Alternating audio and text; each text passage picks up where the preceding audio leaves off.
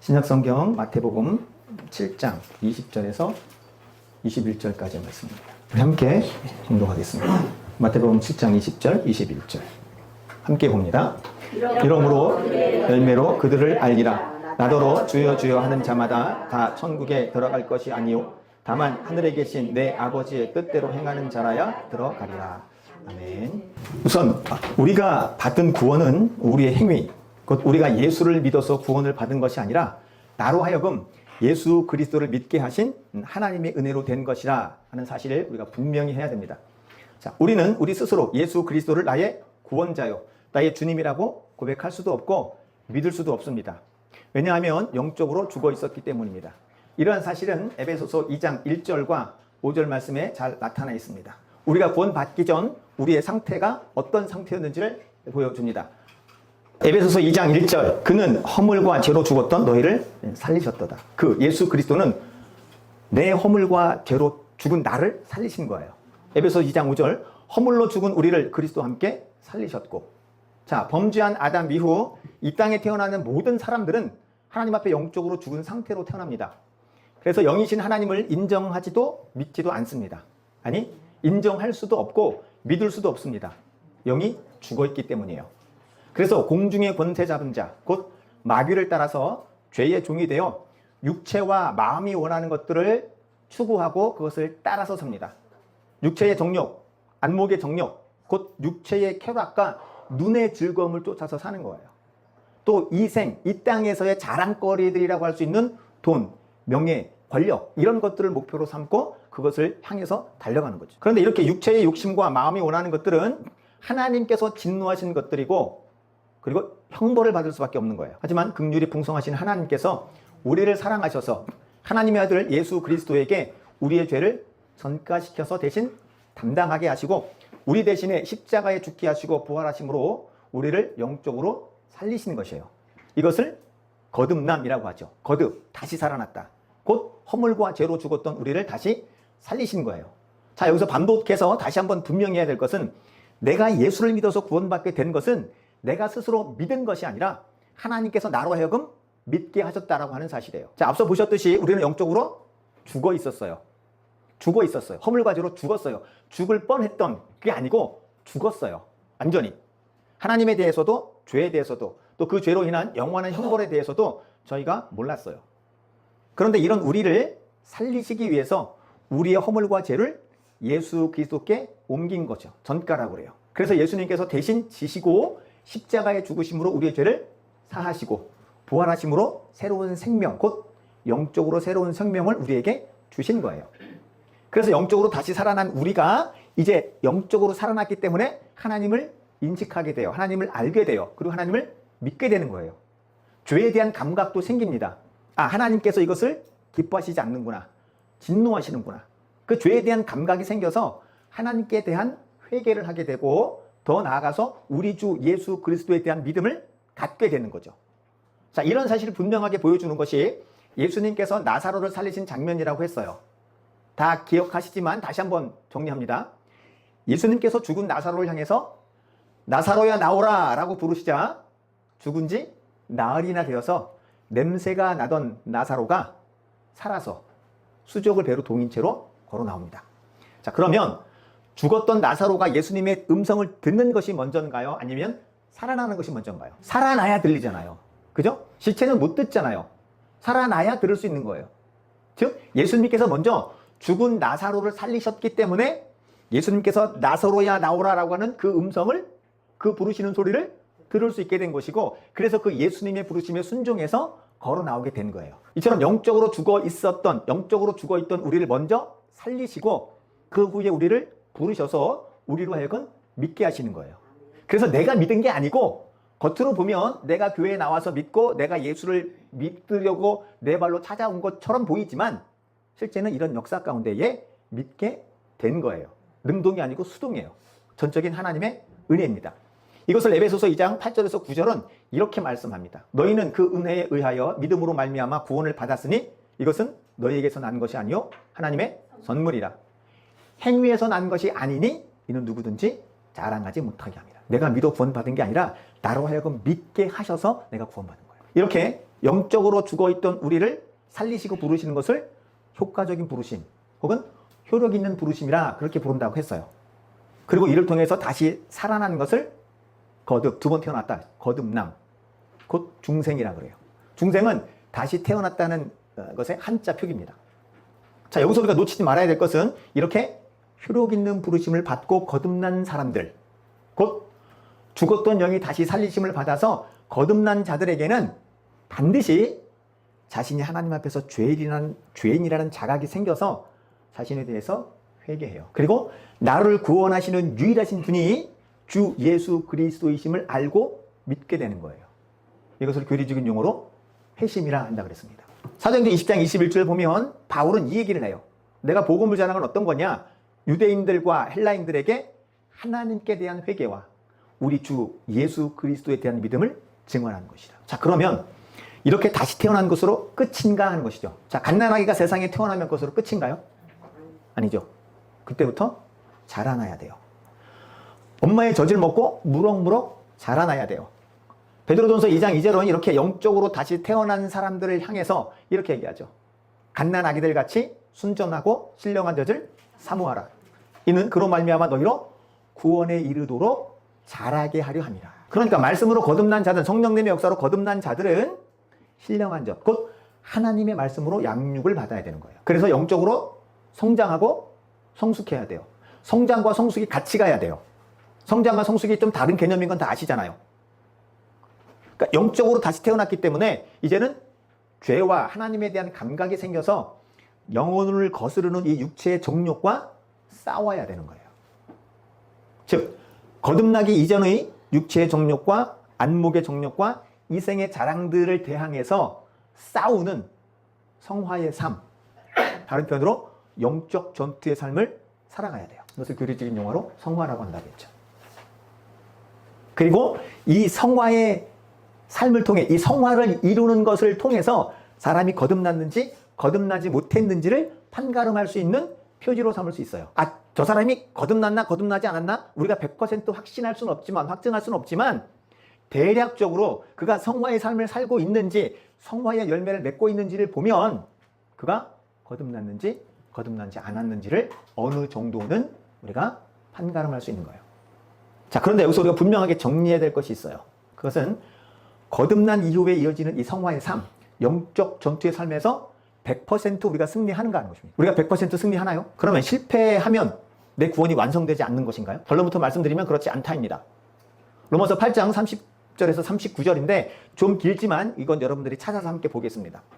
로마서 8장 30절에서 39절입니다. 읽으실 때 그냥 눈으로만 쓱 읽는 게 아니고 그 의미를 생각하시면서 함께 읽으시는 거예요. 신약성경 로마서 8장 30절에서 39절. 우리 다 같이 한 목소리로 읽겠습니다. 또 미리 정하신 그들을 또한 부르시고 부르신 그들을 또한 의롭다 하시고 의롭다 하신 그들을 또한 영화롭게 하셨느니라. 그런즉 이 일에 대하여 우리가 무슨 말하리요? 만일 하나님이 우리를 위하시면 누가 우리를 대적하리요? 자기 아들을 아끼지 아니하시고 우리 모든 사람을 위하여 내주시니까 어찌 그 아들과 함께 모든 것을 우리에게 주시지 아니하겠느냐? 능히 하나님께서 택하신 자들을 고발하리요. 의롭다 하신 이는 하나님이시니 누가 정죄하리요? 죽으실 뿐 아니라 다시 살아나신 이는 그리스도 예수시니 그는 하나님 우편에 계신 자요 우리를 위하여 간구하시는 자니라. 누가 우리를 그리스도의 사랑에서 끊으리요? 환난이나 곤고나 박해나 기근이나 적신이나 위험이나 칼이랴. 기록된 바 우리가 종일 주를 위하여 죽임을 당하게 되며 도살당할 양같이 여김을 받았나이다 함과 같으니라. 그러나 이 모든 일에 우리를 사랑하시는 이로 말미암아 우리가 넉넉히 이기느니라. 내가 확신하노니 사망이나 생명이나 천사들이나 권세자들이나 현재 일이나 장래 일이나 능력이나 높음이나 깊음이나 다른 어떤 피조물이라도 우리를 우리 주 그리스도 예수 안에 있는 하나님의 사랑에서 끊을 수 없느니라. 내가 확신합니다. 그 어느 것이라도 우리를 우리 주 그리스도 예수 안에 있는 하나님의 사랑에서 끊을 수 없다. 이것을 성도의 견인결이라고 그랬어요. 의롭다 하시는 은혜, 곧 칭의, 의롭다 칭함 받은 우리는 의롭다 칭함을 받았지만 여전히 부패한 본성이 남아있어요. 그래서 다시금 범죄하게도 되고 실패하게도 돼요. 그런데 그런 우리에게 주님께서 다시 찾아오십니다. 우리의 죄를 깨닫게 하시고 하나님 앞에 나와 회개하게 하시고 그 죄에서 돌이키게 하심으로 다시금 천국 가는 길을 이어서 걸어갈 수 있도록 우리에게 은혜를 주십니다. 마지막 절, 내가 확신한다. 사망이나 생명이나 천사들이나 권세자들이나 현재일이나 장래일이나 능력이나 높음이나 다른 어떤 피조물이라도 우리를 우리 주 그리스도 예수 안에 있는 하나님의 사랑에서 끊을 수 없느니라요. 하나님께서는 예수 그리스도의 피값으로 우리를 사셨어요. 하나님의 자녀 삼으셨어요. 하나님의 독생자 예수 그리스도, 하나님의 외아들 외에는 아들이 없는데 이 예수 그리스도를 피값으로 치르게 하시고 우리를 사서 우리를 양자 삼으셨어요.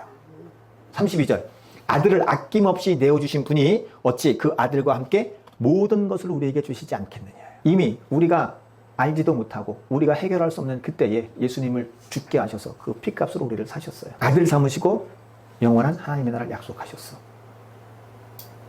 당신의 친아들도 아끼지 않았다면, 그래서 우리를 그렇게 사셨다면 하나님이 우리에게 뭘 더 아끼겠는가. 그래서 이 하나님의 사랑으로 구원을 확신하는 거예요. 내가 뭘 하고 뭐 그게 그래서가 아니고. 자, 그런데 문제는 이렇게 거듭남의 체험이 없는 사람들, 곧 영적으로 다시 살리심을 받아서 하나님께 대한 회개와 우리 주 예수 그리스도께 대한 믿음을 소유하지 못한 사람들이, 회심의 은혜를 받지 못한 사람들, 회심의 은혜를 경험하지 못한 사람들이 자신의 구원을 확신하는 거예요. 고린도서 13장 5절에서 그렇게 도전하죠. 너희는 믿음에 있는가 너희 자신을 시험하고 너희 자신을 확증하라. 그리스도께서 너희 안에 계신 것을 테스트해보고 있다는 걸 확증하라는 거예요. 만약 그렇지 않으면 버림받은 자니라. 거듭나지 못한 자들. 베드로전서 3장 15절, 너희 마음에 그리스도를 주로 삼아 거룩하게 하고 너희 속에 있는 소망에 관한 이유를 묻는 자들에게는 대답할 것을 항상 준비하되 온유와 두려움으로. 너희 마음에 그리스도를 주로 삼아서 거룩한 삶을 살아가라. 너희 속에 천국에 관한 소망을 가지고 있어서 그 이유를 묻는 사람들에게는 대답할 수 있도록 항상 준비하고 있어라. 그러니까 오직 예수 그리스도만이 나의 구원자가 되심을 믿고 있는가? 오직 예수 그리스도만이 나의 주인이심을 믿고 주인으로 모시고 섬기고 있는가?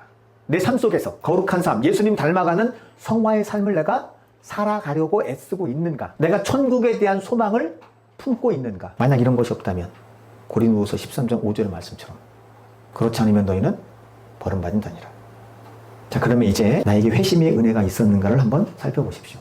죄에 대한 각성으로 인해서 하나님 앞에 회개하고, 그리고 그 죄에서 나를 구원하실 수 있는 오직 유일하신 분은 우리 예수 그리스도밖에 없고, 그래서 그 예수 그리스도를 나의 구원자요 주인으로 모셨던 체험이 있었는가 하는 거죠. 눈물과 감격을 체험한 것이 있는가. 물론 반드시 이런 체험이 있어야 회심했다라고 하는 것은 아닙니다. 특별히 모태신앙인의 경우에는 모태신앙인이 아닌 사람들이 강렬하게 체험했던 것이 없을 수도 있어요. 그냥 밍밍할 수도 있습니다. 중요한 건 강렬한 체험이 있든 그런 것이 없든 회심한 사람들에게는 반드시 회심의 열매들이 맺혀진다는 거예요. 곧 하나님 앞에 내가 죄인이라는 사실과, 그래서 그 죄를 회개해야 되고, 그 죄에서 나를 건지시는 예수 그리스도가 나의 구원자가 되시고 나의 주님이 되신다. 예수 그리스도를 고백하고 믿는 그 믿음이 생기는 거예요. 강력한 어떤 육체적인 그런 경험이 중요한 게 아니고 열매가 맺혀지느냐는 거예요. 거듭남의 회개로서의 회심은 일생에 한 번이라 그랬죠. 한 번 일어납니다. 그러나 거듭난 이후에는 성화의 삶에서는 우리의 죄에 대한 회개가 반복되는 거예요. 베드로의 발을 씻으시려고 하니까 베드로가 지금 절대 그럴 수 없습니다. 내가 네 발을 씻기지 않으면 너와 내가 상관이 없다. 그러면 내 온몸도 목욕시켜 주옵소서. 이미 목욕한 자에게는 발밖에 씻을 게 없다. 거듭나는 구원받는 회심은 1년에 일생에 한 번. 나머지는 성화의 삶에서 죄 짓는 것들을 회개하는 거예요.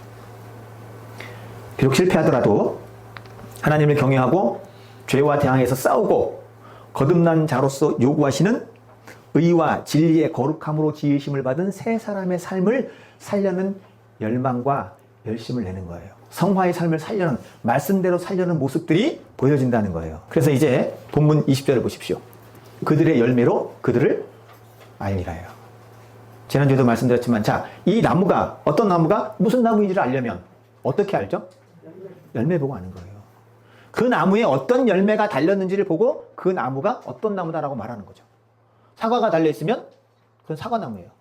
배가 달려있으면 배나무예요. 열매가 없는데 얘는 사과나무야, 얘는 배나무야, 의미가 없어요. 열매가 없는데 배나무인지 사과나무인지 어떻게 알아요? 마찬가지로 나는 구원의 확신이 있습니다. 구원의 확신을 가지십시오. 오늘 밤 죽어도 천국에 갈 수 있습니다. 라고 말하는 것으로 그 사람이 거듭난 것이라고 우리가 100% 확신할 수는 없습니다.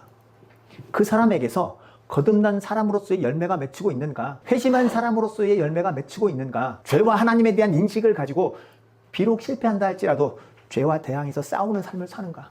하나님 앞에 나와 늘 은혜를 강구하며 사는가? 그게 있는가 없는가? 부어라 마셔라 괜찮다. 나는 구원받았어요. 한 번 구원받으면 영원해요. 확신합니다. 열매가 없다니까 열매가.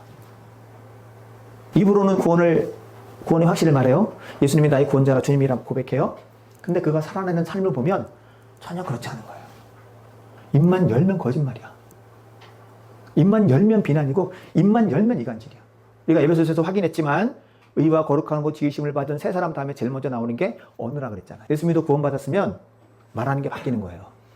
말하는 게 바뀐다는 건 생각하는 게 바뀐다는 거예요. 말은 생각을 대변하는 거니까. 어떤 사람이랑 있으면 불평과 원망이 떠나질 않아. 자신의 삶에 대한 억울함만 계속 쏟아내는 거야. 내 인생이 얼마나 비참한 줄 알아? 내가 얼마나 힘들게 살았는지 알아? 지금 하나님이 거기서 꺼내줬는데도 그냥 과거에 살아. 지금 은혜를 받고 있는데 과거에 묻혀갖고 과거에 매여서 거기서 계속 헤어나지 못하는 거예요. 쉬지 않고 분을 내고 탐욕을 쫓아서 육체가 원하는 것을 따라가는 거예요. 하나님께 기도하면서 하나님의 인도하심을 따라서 결정하는 게 아니고 내 감정, 내 생각, 내 계산, 내 지식, 내가 하고 싶은 대로 결정해. 내가 하고 싶은 대로 선택하는 거예요. 내가 하고 싶은 대로 행동하는 거예요. 절제가 없어. 인내가 없어. 하나님께 아마 기도하지 않아요. 물어보지를 않아. 하나님 이런 상황인데 제가 어떻게 하면 좋겠습니까? 물어보질 않아. 하나님께 기도하지를 않아. 기도한다고 하면 뭐 어떻게 하느냐면 내가 이미 결제판 만들어 놓고 하나님은 사인만 하세요. 그걸 기도라고 해. 하나님 앞에 범죄한 것에 대해 두려움이 없어요. 거듭난 사람들은 내가 죄를 짓는 걸 내가 알면서 죄를 안 져야 되는데 부패한 본성 때문에 죄를 지면서도 이게 막 둥둥 막 떠는 게 있어요. 영혼이 살았으니까. 영혼이 죽은 사람들이 감각이 없어요. 하나님 앞에서 범죄하는 것에 대해 감각이 없어. 그래서 그 죄에서 돌이키려고 몸부림치는 것도 없어. 그 사실조차도 모르니까. 설령 안다고 해도 괜찮아 회개하면 돼. 부장님 저는요 예수 믿습니다. 괜찮아 나도 안수 집사야. 괜찮아. 죄를 너무 가볍게 생각해. 예배를 통해 하나님 은혜를 주시는데 그 예배를 사모함이 없어요. 줘라도 그만, 딴 생각해도 그만, 딴짓해도 그만. 예배에 대한 기대감이 없어. 주님과 친해지려고, 주님과 친밀해지기 위해서 교제의 시간을 안 가져요. 천국 가서 살려면 주님과 친해야 되는데 너는 주님하고 언제부터 친했니? 넌 주님하고 친하니? 우리 큰아이가 초등학교 1학년에 가서 설문지를 하나 해갖고 가져온 게 있어요. 그 항목이 쭉 있어. 이제 관계 이런 거 쭉 얘기하는데 그 항목에 이런 게 있었어요. 가장 친한 사람은 정답, 아빠, 이유. 어렸을 때부터 친했으니까. 이 땅에 있을 때부터 주님하고 친해야죠. 스마트폰, 컴퓨터, TV, 오락, 운동 이런 데는 시간을 다 써. 근데 주님과 친해지는 방편으로서 말씀을 읽고 기도하고 찬양하고 예배하는 데 쓰는 시간은 인색해. 나를 위해서 쓰는 돈은 아깝지 않아요. 주님께서 원하시는 데에 쓰는 돈은 너무너무 아까워. 만약에 구원에 이르도록 자라게 하는 하나님의 말씀을 먹지 않고 있고 하나님을 따라 의와 진리의 거룩함으로 지으심을 받은 새 사람으로 살기 위해 힘쓰는 것이 없고 하늘 시민권을 받은 하늘 시민권자로서 위의 것을 생각하지 않고 땅의 것만을 생각하고 육신의 정욕, 안목의 정욕, 이생의 자랑만을 따라가고 있다면 과연 거듭난 자라고 말할 수 있겠는가? 나는 오늘 밤 죽어도 천국 갑니다. 그걸 거듭난 지표라고 말할 수 있겠는가? 오늘 한번 영접 기도했는데 그것이 그가 거듭났다고 말할 수 있는가? 확신할 수 있는가? 다시요. 저 나무가 어떤 나무인지 알려면 그 나무가 맺는 열매를 보고 판단하는 거예요. 내가 하나님 앞에 거듭난 자, 회심한 자라는 평가를 받는 건 입으로 말하는 확신이 아니고 내 삶에서 맺어지는 열매를 통해서 말하는 거예요. 입으로 말하는 게 아니고 삶으로 말하는 거예요. 물론 앞서 말씀드렸듯이 의롭다 칭함을 받은 칭의 이후 거룩한 주님의 성품을 담기 위해서는 성화의 과정에서는 실패가 있는 게 사실이에요. 하지만 진정 거듭난 사람들은 죄에 대한 감각과 하나님에 대한 인식이 있기 때문에 죄에 대해 다시 회개하고 이미 목욕한 자에게는 발바켓이 있을 것이 없느니라 말씀하신 것처럼 주님의 은혜를 더욱 갈망하게 되고 주님께 나오는 거예요. 이런 삶이 있는지 없는지를 살펴보고 그것으로 점검하는 거예요. 옹기장의 찬양 중에 그런 거 있죠. 전도하고 존경도 받고 그러나 예수 그리스도를 믿는 믿음 없으면 나온 거예요. 지금까지 살펴본 것처럼 거듭난 자, 회심한 자들에게는 분명한 표시가 있어요. 자, 그런데 거듭났음에도 이런 표시, 이런 열매가 없는 경우들도 있습니다. 이것을 보여주는 것이 출애굽한 이스라엘 백성들이에요. 자, 유월절 어린 양의 피로 이스라엘 백성들은 죽음을 면하게 되죠. 그리고 홍해를 건너서 애굽의 그 바로의 억압과 폭정에서 완전히 벗어납니다. 자, 신약 성경은 예수 그리스도의 십자가 죽으심을 유월절 어린 양으로 설명을 해요. 고린도전서 5장 7절 보시면 너희는 누룩 없는 자인데 새 덩어리가 되기 위하여 묵은 누룩을 내버리라. 우리의 유월절 양 곧 그리스도께서 희생되셨느니라. 유월절 어린 양은 예수님의 예표인 것은 다 아시잖아요. 자, 그리고 홍해를 건넌 것을 고린도전서 10장에서는 세례를 받은 거라 그래요. 의미 기억하시죠? 다시 한번 말씀드릴게요. 홍해를 건널 때 옷이 젖었을까요? 안 젖었을까요? 바람으로 물벽이 막 그러니까. 우리 여름에 버스 정류장에도 막 수증기 같은 거 나오고 어디 더운데 이렇게 무슨 뭐 놀이공원이나 가면 이렇게 해갖고 막 시원하게 나오잖아요. 거기 지나오면 젖잖아요. 홍해를 건넌 것을 세례라고 그래. 애굽편에서 보면 들어가서 죽은 거고 가나안 편에서 보면 나오면서 살아나는 거예요. 죄의 종이 죽고 새로운 하나님의 자녀의 신분으로 살아나는 거. 그게 세례 의미예요. 교회 6개월 나와서 학습 주고 또 6개월째 하면 세례 주고 그게 아니고 그가 진짜 내가 예수 그리스도를 주로 믿느냐 고백하느냐 그걸 확인하고 주는 게 세례예요. 그리고 광야의 반석에서 나오는 물을 마시고 또 만나를 먹은 사건이 있죠. 이거를 고린도전서 10장에서는 예수 그리스도의 구원이라고 얘기합니다. 제가 읽겠습니다. 고린도전서 10장 1절에서 4절. 형제들아 나는 너희가 알지 못하기를 원하지 아니하노니 우리 조상들이 다 구름 아래 있고 바다 가운데로 지나며 모세에게 속하여 다 구름과 바다에서 세례를 받고 다 같은 신령한 음식을 먹으며 다 같은 신령한 음료를 마셨으니 이는 그들을 따르는 신령한 반석으로부터 마셨음에 그 반석은 곧 그리스도시라. 예수 그리스도가 생명의 근원이고 예수 그리스도가 생명의 떡이에요. 그런데 이렇게 구원의 은혜를 받은 이스라엘 사람들이 애굽에서 종으로 살던 때의 삶을 그냥 살아요. 출애굽이라는 구원의 은혜를 받고 홍해를 건너서 하나님을 찬송했던 이스라엘이 하나님의 율법으로 대표되는 십계명을 주시는데 뭐 하고 있죠? 금송아지 우상을 만들어 놓고 이게 우리를 구원한 신이다 라고 우상을 숭배하는 거예요. 그들이 갑자기 광야에서 금송아지를 섬기는 우상 숭배를 만들어냈을까요? 400년 동안 애굽에 있으면서 애굽의 우상들 섬기는 거 적어 있잖아요. 광야에서 메추라기와 만나 반석에서 물을 마시게 하셨음에도 불구하고 그들이 입에서 나오는 건 뭐예요? 원망, 불평. 지옥에서 천국으로 옮겨주셨는데 원망과 불평이에요. 약속하신 가나안으로 가는 여정 내내 원망과 불평으로 하나님을 대적해요. 애굽의 노예라는 신분에서 정말 벗어날 수 없는 그 노예의 신분에서 벗어나게 하시고 자유를 주고 하나님의 자녀라고는 신분으로 변화시켜 주셨는데 하는 행동은 여전히 애굽의 노예들이에요. 바로의 폭정에서 빠져나오고 홍해를 건넜는데 여전히 수준은 노예예요. 예수 그리스도의 피값으로 구원의 은혜를 받았음에도 여전히 거듭나기 이전의 삶을 사는 사람들이 있어요. 그래서 쉽게 판단할 수 없는 거예요. 겉모습만 보고. 그러나 그럼에도 어느 정도는 우리가 알 수 있다는 거죠. 이런 경우가 진짜 구분하기 어렵습니다. 거듭났는데 고린도 교회에 있는 것처럼 고린도 교회 성도들처럼 출애굽한 이스라엘 백성들처럼 고린도서 1장에 뭐래요? 하나님의 성도라고 교회라 부름 받잖아요. 하는 짓은 거듭나지 못한 사람들이 하는 거예요. 쉽게 판단할 수 없지만 그런 경우도 있단 말이에요. 그러면 진짜 거듭나지 못한 사람들과 지금 우리가 본 것처럼 거듭났음에도 그 수준에 이르지 못하는 사람들을 우리가 어떻게 해야 될까요? 기도하고 권면하는 것 외에는 없습니다. 교력 있는 부르심으로 역사하시는 분이 성령 하나님이시기 때문에 우리의 지식과 우리의 지혜 말로 설득해서 데리고 오는 게 아니고 하나님이 역사하시는 거예요. 하나님이. 우리는 그냥 전하는 거예요. 고린도전서에서 사도 바울이 그러잖아요. 내 전도함이 내 지식과 지혜로 하는 게 아니고 하나님의 말씀으로 하는 거다.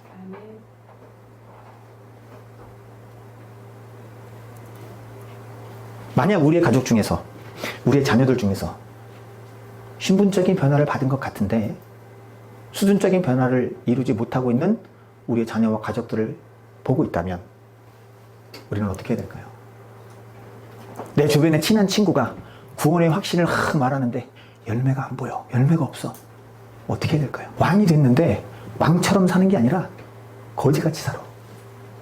분명히 신분은 왕인데 하는 짓은 개 같은 짓을 해요. 어떻게 해야 될까요?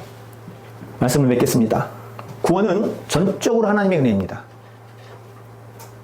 그리고 하나님의 은혜로 구원받은 사람들은 구원받은 자로서의 열매를 반드시 맺어요. 그리고 열매를 맺기를 힘써요. 그래서 그 열매로 알 수 있는 거예요. 입술의 고백이 아니에요. 내 확신이 아니고, 두려운 것은 구원받았음에도 구원받지 못한 사람들과 같이 사는 사람들이 있을 수 있다는 사실이에요. 시편 49편은 이렇게 말씀합니다. 존귀하나 깨닫지 못하는 사람은 멸망하는 짐승 같도다. 왕같은 제사장이요 거룩한 나라요 하나님의 소유된 백성으로서 하늘 시민권자를 받았는데 사는 건 거듭나지 못한 이 땅의 사람들처럼 산 거예요. 이번 한 주간 여러분들 자신과 여러분들의 삶을 점검해 보십시오. 그리고 내가 확신하는 것이 정말 하나님의 은혜에 근거한 것인지 아니면 단순히 지식적인 학습의 결과인지 지식적인 동의인지를 분별하십시오. 하나님의 은혜가 저와 여러분들에게 충만히 임하기를 간절히 소원합니다. 한번 기도하겠습니다. 하나님, 나로 하여금 다시금 하나님의 은혜를 살피게 해주시고 내가 지금 서 있는 이 자리가 어떤 자리인지 내가 맺고 있는 열매가 어떤 열매인지 분별케 하시고 하나님 앞에 은혜를 얻게 하여 주시고 더욱더 가까이 갈 수 있도록 특별히 우리 사랑하는 가족들과 우리 자녀들에게 하나님 거듭남의 회심의 은혜를 꼭 더하여 주시고 내 삶 가운데 이런 열매들이 계속 맺어질 수 있도록 주님께 간절히 기도하시기 바랍니다. 주여 한번 하고 기도합니다. 주여